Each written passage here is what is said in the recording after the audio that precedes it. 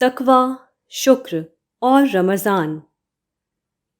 قرآن مجید میں سورہ بقرہ کی آیات 183 تا 187 میں روزے کا قانون تفصیل سے بیان ہوا ہے۔ ان آیات میں دو بڑی اہم باتیں بیان کی گئی ہیں۔ ایک یہ کہ تم روزہ رکھ کر متقی یعنی اللہ سے ڈر کر اس کی نافرمانی سے رکنے والے بن جاؤ، اور دوسرے یہ کہ تم شکر گزار بنو۔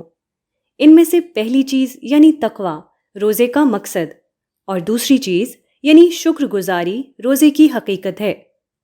مقصد اور حقیقت کا فرق یہ ہوتا ہے کہ مقصد کسی عمل کو کرنے کے بعد پایا جاتا ہے، جبکہ حقیقت سے مراد کوئی عمل کرتے ہوئے ایک ایسی چیز کی سچائی کو واضح کرنا ہوتا ہے جو اس سے پہلے اس طرح واضح نہیں ہوتی۔ اللہ تعالیٰ روزے میں یہ دونوں چیزیں بھوک پیاس جیسی بنیادی ضرورتوں کی تسکین پر پابندی لگا کر حاصل کرتے ہیں۔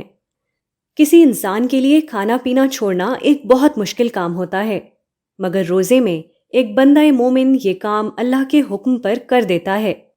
30 دن تک انسان اگر یہ کام اپنے پورے شعور کے ساتھ کرے تو اسے معلوم ہو جاتا ہے کہ خدا کے حکم پر وہ کھانا پینا چھوڑ سکتا ہے، تو گناہ و نافرمانی چھوڑنا تو اس سے بہت چھوٹی بات ہے۔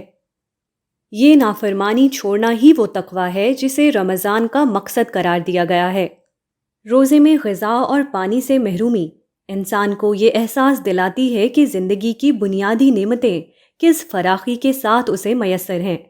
جب جی چاہے وہ کھاتا ہے اور جب دل چاہے وہ پیتا ہے۔ یہی معاملہ ہر دوسری بنیادی نعمت کا ہے، مگر انسان ان بنیادی نعمتوں کو بھول کر بہت چھوٹی چیزوں کی محرومی پر شور مچاتا ہے۔ وہ مایوس اور ناشکرا بن جاتا ہے۔ مگر طویل روزے کی بھوک اور گرمی کی پیاس اسے اس حقیقت پر متنبہ کرتی ہے کہ زندگی کی ہر بنیادی نعمت اس کے پاس ہے۔